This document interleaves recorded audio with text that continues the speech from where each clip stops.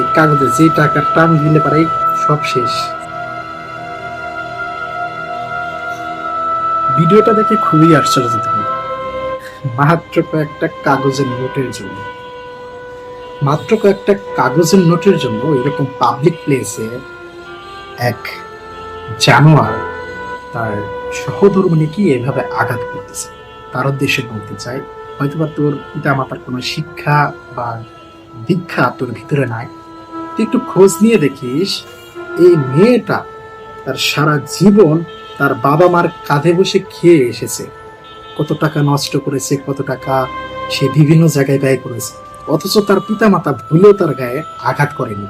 আর তোর কাছে মাত্র কাগজে, এই কাগজে যে টাকার টান দিলে পারে সব শেষ, ছিটে যায়, যার কোনো দাম নেই। এক হাত থেকে আর এক হাতে চলে গেলে তার কোনো মূল্য থাকে না, আর এক হাত বুঝতে পারে না।